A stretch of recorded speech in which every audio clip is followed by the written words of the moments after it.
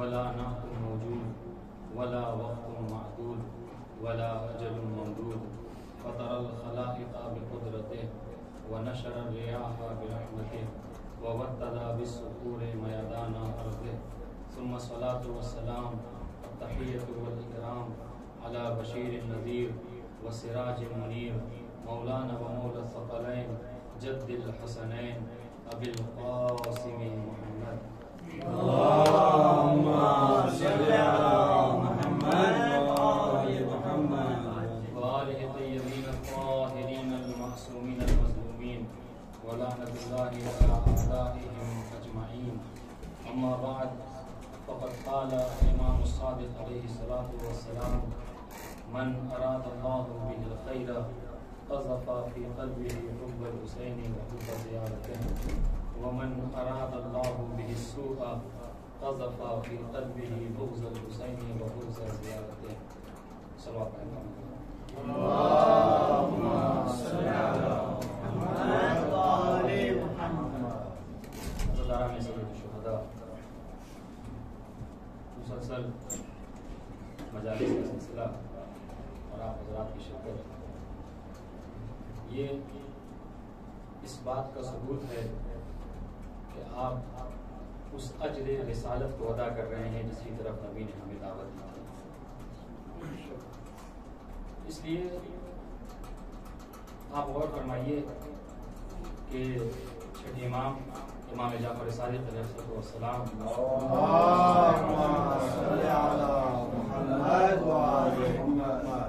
کی حدیث جس میں امام ارشاد فرما رہے ہیں کہ من اراد اللہ بہ الخیر قذف فی قلبہ حب الحسین وحب زیارته. ترجمے پر غور کیجیے گا، اس سے مجھے مطلب ہے. آپ دیکھیں کہ کیا کہا امام نے کہ اگر خداوند عالم کسی شخص کے لیے مکمل خیر چاہتا ہے تو کیا کرتا ہے؟ امام فرماتے ہیں قذف فی قلبہ حب الحسین وحب زیارته. تو اس شخص کے دل میں امام حسین کی محبت اور امام حسین کی زیارت کی محبت کو ڈال دیتا ہے.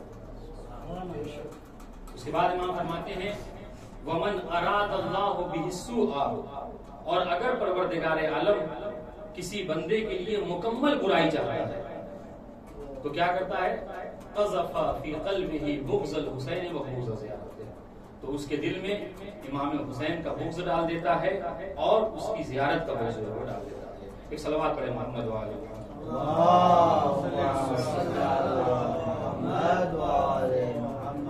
آپ دیکھیے کہ اس حدیث پر اگر انسان غور کرے تو اس حدیث میں جو سب سے اہم بات ہے وہ ہے لفظ خیر. کیا فرمایا امام نے کہ اگر پروردگار کسی بندے کے لیے مکمل خیر چاہتا ہے تو اس کے دل میں امام حسین اور ان کی زیارت کی محبت ڈال دیتا ہے. تو اب یہ خیر کیا ہے؟ تو اس کے لیے علماء نے ارشاد فرمایا، علماء لکھتے ہیں کہ خیر کسے کہتے ہیں؟ تو کہتے ہیں کہ کل ما یرضی بہ اللہ فہو خیر. ہر وہ چیز جو رضایت الہی کا سبب بنے اسے خیر کہتے ہیں. ہر وہ شے کہ جس سے مرضی پروردگار کا بندہ خریدار ہو جائے اسے خیر کہتے ہیں. عزیزان گرامی، اب اس کے بعد اسی خیر کے متعلق علماء بحث کرتے ہیں اور بحث کرتے ہوئے یہ تحریر فرماتے ہیں کہ اس خیر کی دو قسمیں ہوتی ہیں. خیر کبھی مطلق ہے اور خیر کبھی نسبی ہے. اب یہ خیر مطلق اور خیر نسبی کیا ہے؟ میں مثال سے بات کو واضح کروں. خیر مطلق اس خیر کو کہتے ہیں کہ جو زندگی کے تمام شعبے میں، زندگی کے تمام حالتوں میں ہمیشہ مکمل خیر ہی خیر ہے. اس میں شر کا، اس میں بدی کا کوئی شائبہ نہیں پایا جاتا ہے. اور اسی کے مقابلے میں خیر نسبی ہوتا ہے. خیر نسبی کسے کہتے ہیں؟ تو علماء بیان فرماتے ہیں خیر نسبی اس خیر کو کہتے ہیں کہ جو ہو سکتا ہے کسی شخص کے لیے تو خیر ہو لیکن کسی دوسرے کے لیے وہی چیز بدی کا عمل بن جائے، وہی شے کسی دوسرے کے لیے برائی کا سبب بن جائے. اس کے لیے علماء نے مثالیں دی. جیسے آپ فرض کر لیجئے مثال مال، کہ مال ہو سکتا ہے کہ اگر کوئی شخص، ایک سلوات پڑھیں محمد وآل محمد.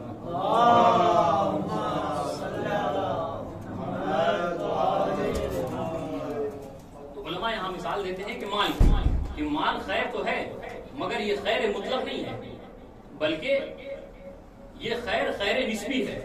یعنی ہو سکتا ہے کہ اگر کوئی انسان مال کو راہ خدا میں خرچ کرے تو یہ اس کے لیے نیکی کا سبب ہو، لیکن اگر کوئی مالدار ہونے کے بعد اسی مال کو برائی کے راستے میں صرف کرے تو پھر یہ خیر نہیں ہو جائے گا بلکہ یہ بدی کا سبب ہے، یہ برائی کا سبب بنے گا۔ تو اس طریقے سے اولاد بھی خیر ہے، لیکن اگر مرنے کے بعد انسان کی اولاد صحیح راستے پہ چلے تو یہ خیر ہے، لیکن اگر برائی کا راستہ اختیار کر لے تو یہ انسان کے لیے برائی کا سبب ہے۔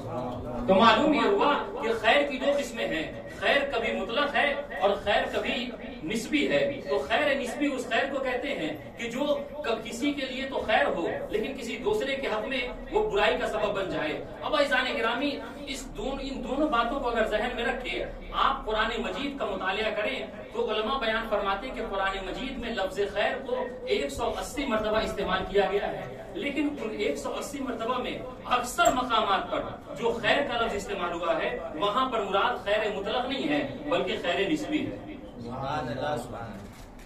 آپ غور فرما رہے ہیں، اکثر مقامات پر جو خیر کا لفظ استعمال کیا گیا ہے وہاں مراد خیر مطلق نہیں ہے بلکہ مراد کیا ہے، خیر نسبی ہے۔ اور خیر نسبی کسے کہتے ہیں؟ جو کسی کے لیے خیر تو کسی اور کے لیے شر کا سبب بن جائے۔ آپ دیکھیے قرآن مجید کی آیتیں پڑھو، آیت میں ملتا ہے کہ وَلَوْ كُنْتُ أَعْلَمُ الْغَيْبِ لَاسْتَكْثَرْتُ مِنَ الْخَيْرِ، کہ اگر میں غیب کا عالم ہوتا تو میں خیر میں اضافہ کرتا۔ یہاں پر علماء بیان فرماتے ہیں یہاں خیر سے مراد مال ہے۔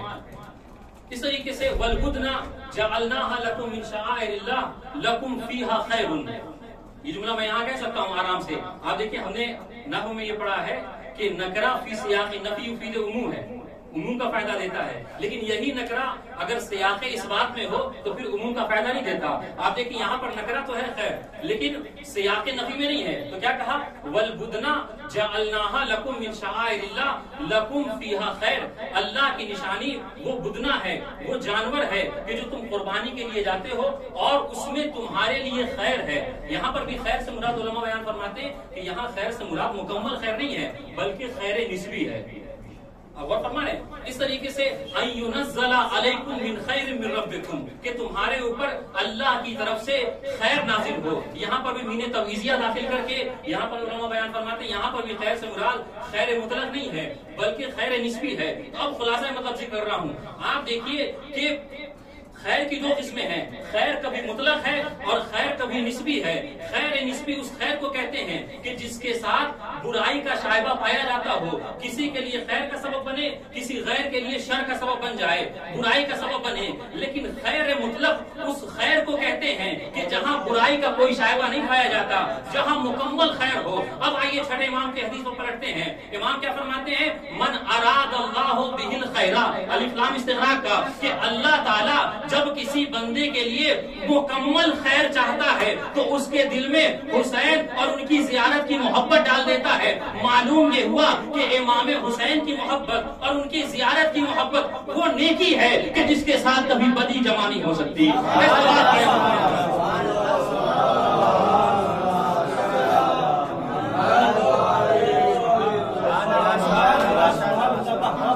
من اراد اللہ بہ الخیر قذف فی قلبہ حب الحسین وحب زیارت۔ جب پروردگار کسی بندے کے لیے مکمل خیر چاہتا ہے تو اس کے دل میں امام حسین کی محبت، امام حسین کی زیارت کی محبت ڈال دیتا ہے۔ اور اسی کے مقابلے میں دیکھیں امام کیا فرماتے ہیں؟ ومن اراد اللہ بہ السوء، اور جب پروردگار کسی کے لیے مکمل برائی چاہتا ہے تو اب قذف فی قلبہ بغض الحسین و بغض زیارت، تو اس کے دل میں امام حسین کا بغض ڈال دیتا ہے اور ان کی زیارت کے بغض ڈال دیتا ہے۔ معلوم یہ ہوا کہ ذات حسین اس فاروق اعظم کا نام ہے کہ جہاں پر کبھی برائی اور اچھائی جمع نہیں ہو سکتی۔ ایک صلوات پڑھے محمد۔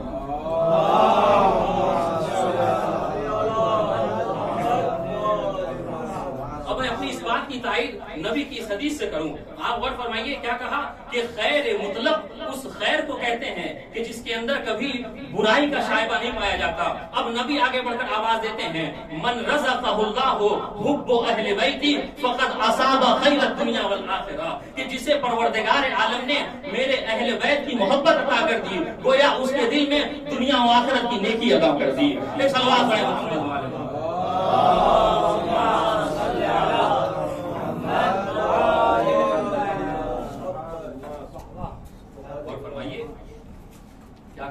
नंबर में, मन रज़क़हु हुब्बुल अहल बैती फ़क़द असाब खैर दुनिया वल आखिरा, जिससे परवरदिगार आलम जिसके दिल में मेरे अहले बैत की मोहब्बत डाल देता है उसे दुनिया और आखिरत की नेकी अता कर देता है।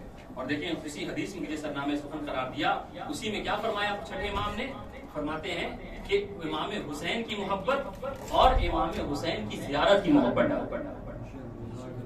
और इज़ान गिरामी, ज़ियारत की क्या अज़मत और फजीलत है, ये इससे आपसे बेहतर कौन जान सकता है।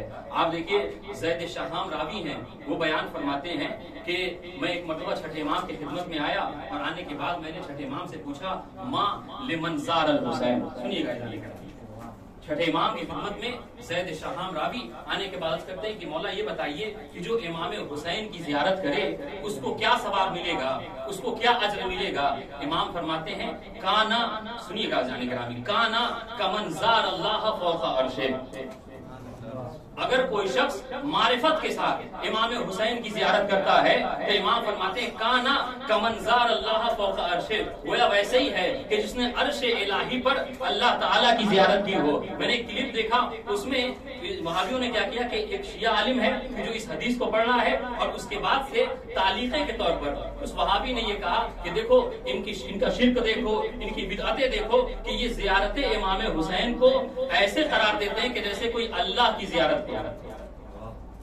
हालांकि इज़ान गिरामी अगर इसका जवाब देखा जाए तो मुहक़्क़िक़ मुस्तरी ने अपनी किताब में जवाब दिया है कि यहाँ पर इमाम की जो मुराद है काना कमन ज़ार अल्लाह फ़ौक़ अर्शे, ये अर्शे इलाही पर अल्लाह की ज़ियारत से मुराद ये नहीं है। हम तो वहदानियत दूसरों को सिखाते हैं, कोई हमें क्या तौहीद का दर्स देगा। इज़ान गिरामी आप गौर फरमाइएगा, मुहक़्क़िक़ मुस्तरी ने फरमाया कि यहाँ पर इमाम जो फरमा रहे हैं कि अल्लाह की ज़ियारत, यहाँ अल्लाह की ज़ियारत से मुराद खुदावंद आलम के जिस्म जिस्मानियत की ज़ियारत करना नहीं है, बल्कि यहाँ ज़ियारत खुदा से मुराद ये है कि अगर कोई शख्स इमाम हुसैन की ज़ियारत करता है तो परवरदिगार आलम उसको इतना ज्यादा अज्र अता करता है कि वो कुर्ब परवरदिगार आलम में इतना ज्यादा करीब हो जाता है कि गोया उसने अल्लाह ताला की ज़ियारत की।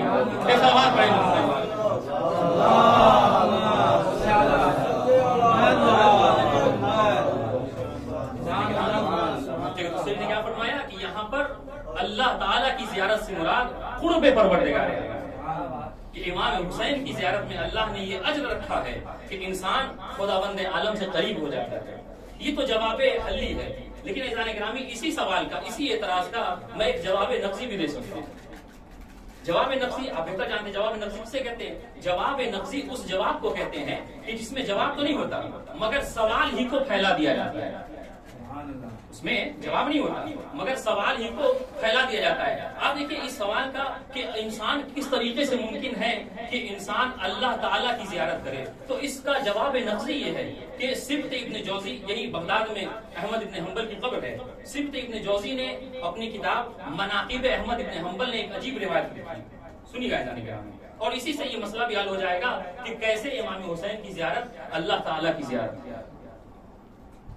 उसने सिब्त इब्न जौज़ी ने मनाक़िब अहमद इब्न हंबल ने अबू बकर इब्न मकारिम जो कि एक मुजाविर था अहमद इब्न हंबल की कब्र का, उसके हवाले से ये वाक़या लिखा कि एक मरतबा बगदाद में बहुत तेज बारिश हो रही थी और जाहिर है कि बारिश के जमाने में नींद भी बहुत अच्छी आती है, तो वो बूढ़ा शख्स ये कहता है कि बारिश की वजह से मेरी आंख लग गई, मैं सो रहा था कि मैंने आलम ख्वाब में ये देखा कि मैं अहमद इब्न हंबल की कब्र की ज़ियारत को गया हूँ।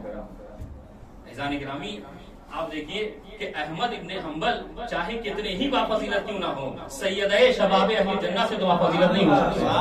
तो जब उनकी कब्र की ज़ियारत मुमकिन है, बिदअत नहीं है, तो फिर इमाम हुसैन की कब्र की ज़ियारत कैसे बिदअत हो सकती है? एक सलवात पढ़े मोहम्मद वाले।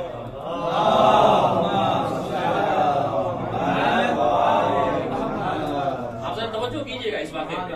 अब आए क्या देखा ख्वाब में कि मैं अहमद इब्न हंबल की कब्र पर ज़ियारत के लिए गया हूँ।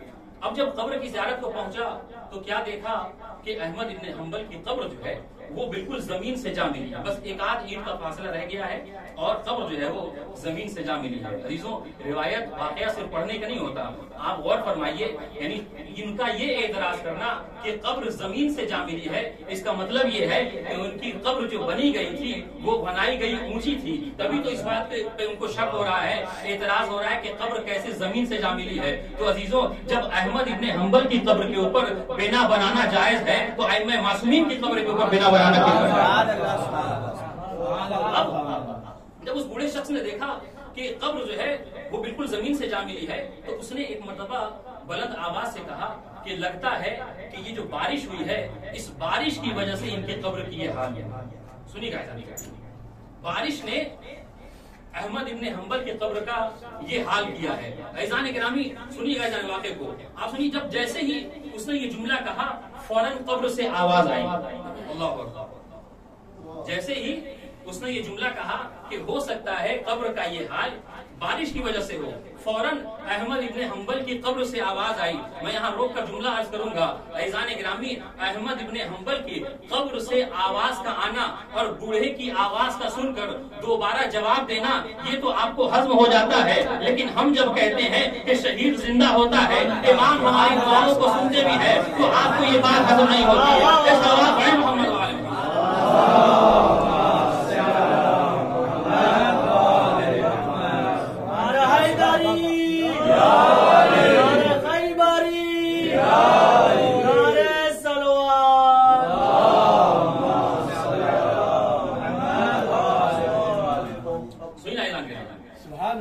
یہ کوئی عام آدمی نہیں لکھا، بلکہ سبط ابن جوزی جیسے عالم نے اپنی کتاب مناقب احمد ابن حنبل نے یہ واقعہ لکھا ہے۔ اب جب اس نے یہ کہا، اور ہمیں ثابت کیا کرنا ہے کہ منظار الحسین کانا کا منظار اللہ فوق عرش، اس کا مطلب بیان کرنا ہے کہ یہ کیسے ہو سکتا ہے کہ کوئی شخص اللہ تعالیٰ کی زیارت کرے۔ اب جب اس نے کہا کہ ہو سکتا ہے کہ قبر کا یہ حال بارش بہت زیادہ ہوئی ہے، بارش کی وجہ سے ہوئی ہے، تو قبر سے احمد ابن حنبل نے آواز دیا کہ نہیں، یہ جو قبر کا حال ہے یہ برا حال بارش کی وجہ سے نہیں ہے، بل ھذا من ہیبۃ الحق عز وجل۔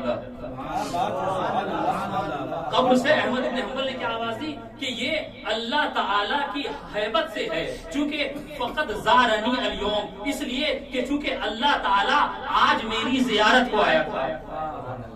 سنیں جانے گرامی، کیا کہا؟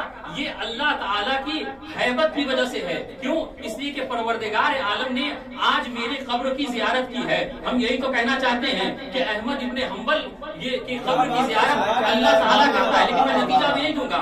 آپ دیکھیے گا، اب جب اللہ تعالیٰ احمد ابن حنبل کی قبر کی زیارت کو آتا تو احمد ابن حنبل نے پوچھ لیا پلٹ کر کہ پروردگار تو کیوں میری قبر کو زیارت کو آتا ہے؟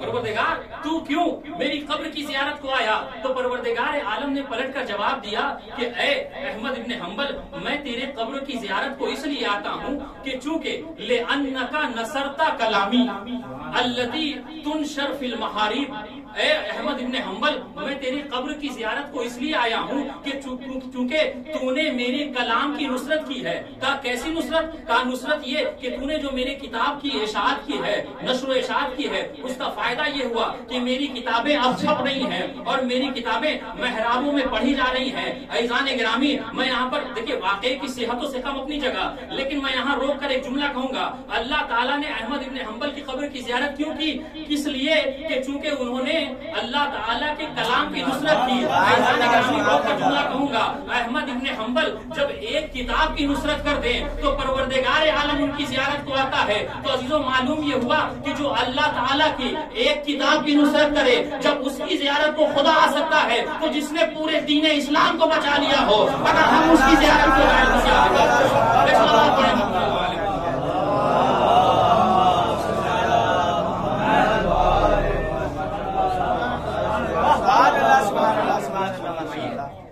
کیا کہا اللہ تعالیٰ نے؟ لِأَنَّكَ نَصَرْتَ كَلَامِي الَّذِي تُنشَرُ فِي الْمَحَارِيبِ۔ اے احمد ابن حنبل، تو نے میرے کلام کی نصرت کی ہے اور تیری وجہ سے آج محرابوں میں میرے کلام کی تلاوت کی جا رہی ہے۔ عزیزان گرامی، تھا تو وہابی، اس شخص نے پلٹ کر احمد ابن حنبل سے پوچھا کہ حضور یہ بتائیے، اب سنیے گا، اب وہ بوڑھا شخص یہ کہتا ہے کہ میں دوڑا اور دوڑ کر احمد ابن حنبل کی قبر سے نپٹ گیا. سنیے گا، دوڑ کر احمد ابن حنبل کی قبر سے نپٹ گیا اور چاہتا تھا کہ چوموں، سنیے گا، چاہتا تھا کہ چوموں، لیکن پلٹ کر سوال کر لیا. میں یہاں پہ روک کر جملہ کہوں گا، عزیزوں یہ وہابی مزاج ہے، جب وہ اپنے امام کو نہیں چھوڑتے تو پھر ہمیں کیوں کر چھوڑ سکتے ہیں؟ آپ دیکھیے، تو چاہتا ہے وہ بوڑھا سب کہتا ہے کہ میں نے چاہا کہ میں احمد ابن حنبل کی قبر کا بوسہ لوں، لیکن میرے دل میں ایک سوال آیا، اور سوال میں نے یہ کیا کہ حضور کہ میں نے دیکھا ہے کہ لا يقبل القبور الا قبر. اے حضور یہ بتائیے کہ احمد ابن حنبل یہ بتائیے کہ میں نے دیکھا ہے کہ سوائے آپ کے کسی کی قبر کا بوسہ نہیں لیا جاتا. حضور میں نے دیکھا ہے کہ سوائے آپ کی قبر کے کسی کی قبر کا بوسہ نہیں لیا جاتا، کسی کی قبر کا چومنا جائز نہیں ہے. آخر یہ وجہ کیا ہے؟ تو پلٹ کر احمد ابن حنبل نے قبر سے آواز دی کہ ھذا لیس بکرامۃ لی، اس میں میری کوئی کرامت نہیں ہے، اس میں میری کوئی بزرگی نہیں ہے، یہ میری وجہ سے نہیں ہے، بل ھذا من کرامت رسول اللہ، بلکہ یہ تو اللہ تعالیٰ کے رسول کی کرامت ہے. کہا کیوں؟ کہا اس لیے لأن معی شعرۃ من شعر. سنیے گا عزیزو، احمد ابن حنبل کہتے کیوں؟ اس لیے میرے قبر کو چوما جاتا ہے، دوسرے کی قبروں کو نہیں چوما جاتا. کیوں؟ اس لیے لأن معی شعرۃ من شعر رسول اللہ، چونکہ میرے ساتھ قبر میں نبی کا ایک بال دفن ہے. میرے ساتھ قبر میں نبی کا ایک بال دفن ہے. عزیزان گرامی، اب غور نہیں کر رہے ہیں، آپ دیکھیے کہ جب کسی قبر میں نبی کا ایک بال دفن ہو جائے تو اس کے قبر کا چومنا بھی جائز ہے، زیارت کرنا بھی جائز ہے. اب اگر کسی جگہ پر نبی کی آل دفن ہو جائے تو اس کا چومنا کیوں کر بھی دفن ہو سکتا ہے؟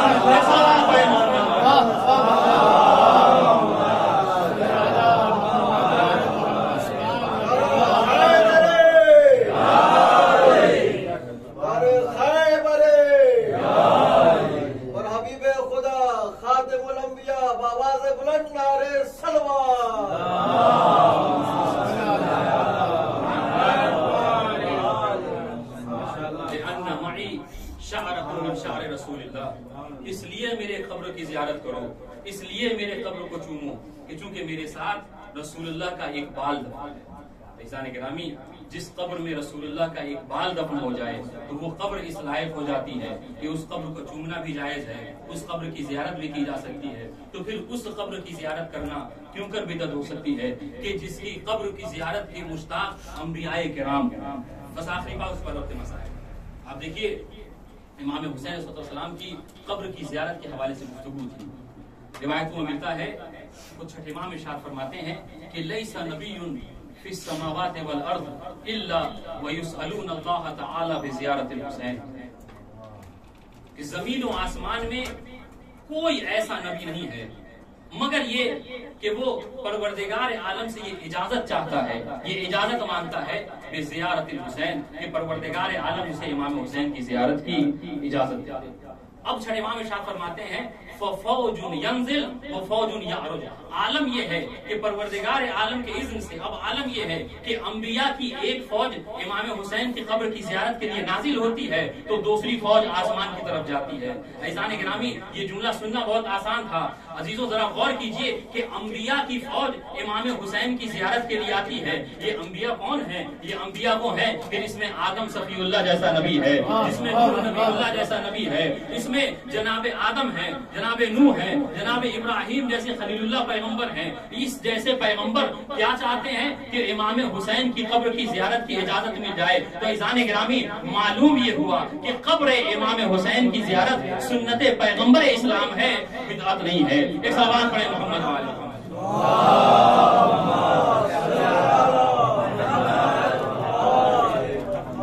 مگر عزیزان گرامی، طول تاریخ میں یہ طریقہ رہا ہے کہ اس زیارت کو، اس پر حملہ کیا گیا، طریقے سے جو ہے وہ اس کے بدعت اور شرک اور کفر کا جو فتویٰ لگایا گیا. خود ابن تیمیہ نے جب بدعت و شرک اپنے زور پر تھی اس وقت اسی زمانے میں سنی عالم دین سبکی نامی شخص نے ایک کتاب لکھی ہے، شفاء السقام فی زیارت سید الانام، اور اس میں اس واقعے کو لکھا کہ کس طریقے سے پیغمبر اسلام کی زیارت کے ذریعے سے خدا بند عالم مریضوں کو شفا دیتا ہے. چنانچہ تیسری خلافت کے دور میں جب ایک شخص یہ شکایت لے کر آیا کہ میں بڑا بیمار رہتا ہوں، تو تیسرے خلیفہ نے یہ مشورہ دیا کہ جاؤ پیغمبر اسلام کی قبر کی زیارت کرو، اور قبر پیغمبر کی زیارت کرنے کے بعد ان کے وسیلے سے خداوند عالم کی بارگاہ میں اپنے بیماریوں کی شفا کے لیے دعا کرو. تو معلوم یہ ہوا عزیزان گرامی کہ زیارت کرنا یہ فقط سنت پیغمبران نہیں ہے، بلکہ سنت اصحاب بھی ہے اور سنت تابعین بھی ہے. ہاں عزیزان گرامی، امام حسین علیہ السلام کی زیارت کیوں نہ ہو؟ میں نے عرض کیا تھا کہ امام نے کیا فرمایا کہ اگر کوئی شخص یہ چاہتا ہے، اگر اللہ یہ چاہتا ہے کہ کسی شخص کو دنیا و آخرت کی نیکی عطا کرے، مطلق خیر سے نوازے، تو اس کے دل میں امام حسین کی محبت ڈال دیتا ہے. اگر امام حسین کی محبت کا مکمل مصداق آپ کو دیکھنا ہے تو کربلا کے میدان میں آپ حر کو دیکھ لیجیے. جناب حر کربلا کے میدان میں اس حدیث مبارک کے مکمل مصداق ہیں کہ جس کے لیے امام نے فرمایا تھا کہ اگر پروردگار عالم کسی بندے کے لیے خیر چاہتا ہے تو اس کے دل میں امام حسین کی محبت. آپ دیکھیں کہ عاشور سے قبل وہی حر کہ جو تمام تر برائیوں میں مکمل کا شریک تھا، پانی بند کرنے میں حر آگے آگے،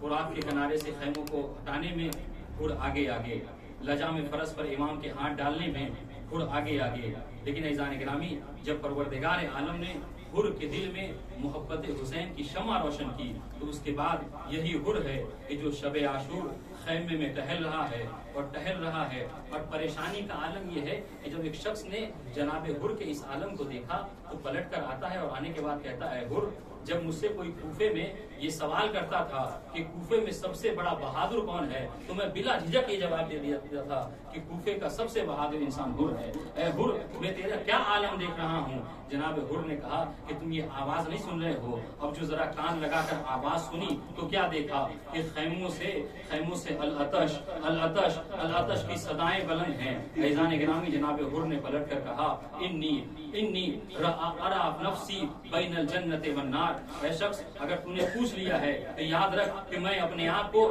جنت و جہنم کے درمیان پا رہا ہوں. فواللہ لا افطار علی الجنت شیئا. یاد رکھ کہ میں جنت پر کسی شے کو آمادہ نہیں ہوں، تیار نہیں ہوں اخذ کرنے کے لیے. میں جنت پر کسی چیز کو اختیار نہیں کروں گا. یہ سن کر عزیزان گرامی اب جناب حر ہیں. جب تلاش محبت نے بہت زیادہ موج ماری تو ایک مرتبہ جناب حر ہیں اپنے بھائی کو جمع کیا، اپنے غلام کو لیا اور اپنے بیٹے کو لے کر امام حسین علیہ السلام کی طرف آئے. اور آنے کے بعد عالم کیا ہے کہ جناب حر ہیں جو یہ چاہتے ہیں کہ امام حسین سے اپنی خطاؤں کی بخشش طلب کریں. اللہ اکبر. عزیزوں، امام حسین کی خدمت میں جناب حر آئے.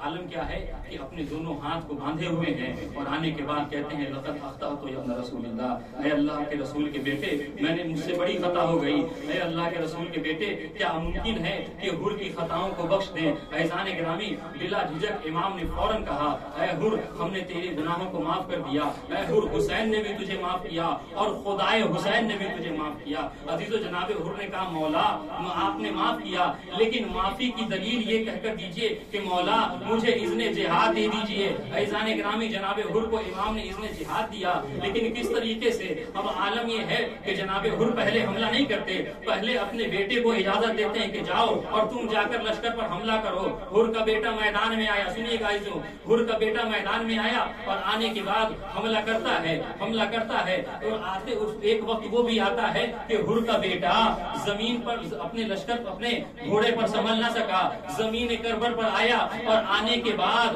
اپنے بابا کو مدد کے لیے پکارا. روایتوں نے لکھا ہے کہ حر یہ سمجھ کر، حر یہ صدا سن کر فوراً اپنے بیٹے کے قریب پہنچا، مگر جو منظر دیکھا تو حر سے رہا نہ گیا. کیا دیکھا کہ حر سے پہلے جناب امام حسین ہے جو حر کے بیٹے کے اپنے سر کو اپنے زانوں پر رکھے ہوئے ہیں. عزیزو، جناب حر نے صدا بلند کی، مولا آپ، اور یہ عالم ہے. عزیزو، امام حسین نے پلٹ کر کہا، حر، ارے تم بوڑھے ہو، یہ جوان بیٹا ہے. جوان بیٹے کی میت کو بوڑھا باپ نہیں اٹھاتا ہے. عزیزان گرامی، میں کہوں گا مولا یہ صبح عاشور ہے، ذرا کچھ دیر بعد مقتل ہوگا اور آپ کے کاندھے پر جناب علی اکبر کا لاشا ہوگا. اٹھانے کی کوشش تو ہوگی مگر جوان کا لاشا نہ اٹھے گا. آپ بنی ہاشم کے بچوں کو آواز دیں گے, اے بنی ہاشم کے جوانوں, اور میری مدد کو آؤ. بوڑھے باپ سے جوان بیٹے کا لاشا نہیں اٹھے. اجرکم اللہ عزیزان گرامی, عزیزوں یہی جناب حر ہیں. جناب حر نے بھی حملہ کیا اور الغرض جناب حر کی شہادت واقع ہوئی. بس آخری بات, جناب حر کی شہادت واقع ہوئی تب عصر عاشور کی جب جنگ ختم ہو گئی, اب عالم یہ آیا, جب نوبت یہ آئی کہ شہداء کے لاشوں کے سر و تن میں جدائی کی جائے, اور اشقیاء نے یہ سوچا کہ اب لاشوں کی بے حرمتی کی جائے. عزیزان گرامی روایتوں میں ملتا ہے کہ جناب حر کے جو قبیلے والے تھے وہ سب کے سب آگے بڑھے, اور آگے بڑھنے کے بعد عمر سعد سے کہتے ہیں, عمر سعد ہم نے اب تک صبر کیا, ہم تیرے خلاف نہ گئے, لیکن اے عمر سعد یاد رکھ اگر حر کے لاشے کی بے حرمتی ہوئی تو ہم سے برداشت نہ ہوگا, ہم تیرے خلاف جنگ کریں گے. عزیزان گرامی یہ کہہ کر انہوں نے جناب حر کے لاشے کو جدا کر لیا اور لے جا کر دفن کرنا چاہتے تھے, مگر ان کا لاشا حدود کربل سے آگے نہ بڑھا.